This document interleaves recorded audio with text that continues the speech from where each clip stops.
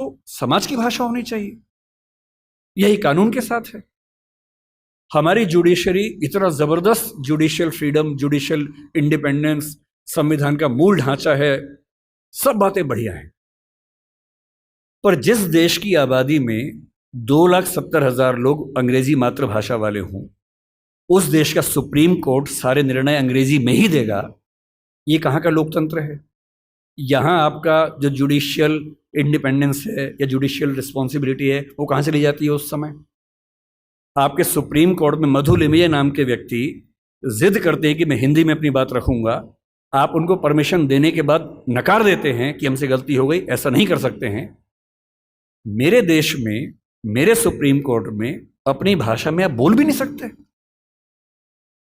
आप 28 राज्यों में से केवल 4 राज्यों में हिंदी में हाई कोर्ट में बात करने की परमिशन देते हैं। लोकतंत्र का मतलब क्या होता है? कुछ गिने चुने एलिट्स के हिसाब से जनता अपनी भाषा बदलेगी, या जनता की भाषा से प्रशासक भाषा बदलेंगे अपनी?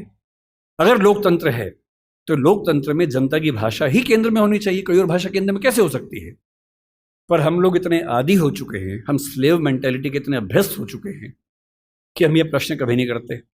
हमारे सुप्रीम कोर्ट के चीफ जस्टिस या कोई जज हिंदी में क्यों नहीं बात कर पाते?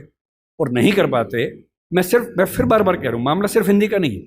मेरी इच्छा है कि सुप्रीम कोर्ट के बहुत सारे जजेस में कुछ को तमिल ठीक से आती हो, कुछ को तेलुगु अच्छे से आती हो, कुछ को मराठी आती हो, कईयों को हिंदी आती हो, और बेंच का फैसला करते हुए ये भी एक पॉइंट ध्यान में रखा जाए कि मामला कहाँ का है, और उस मामले में ऐसे जज को प्राथमिकता मिले जो उस भाषा को जानता हो, ताकि केस मेरा है, मुझे हिंदी आती है, मेरा वकील अंग्रेजी में कुछ कुछ बोला, जज ने कुछ कुछ बोला, फैसला हो गया, मुझे पता ही नहीं कि क्या हुआ, और इतने में पुलिस आके मुझे ले गई और मैं परेशान हूं कि हुआ क्या।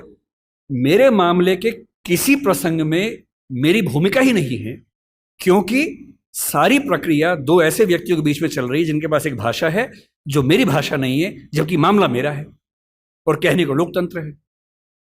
ये लोकतंत्र नहीं है, ये भाषा के स्तर पर तानाशाही है, बुरी चीज है।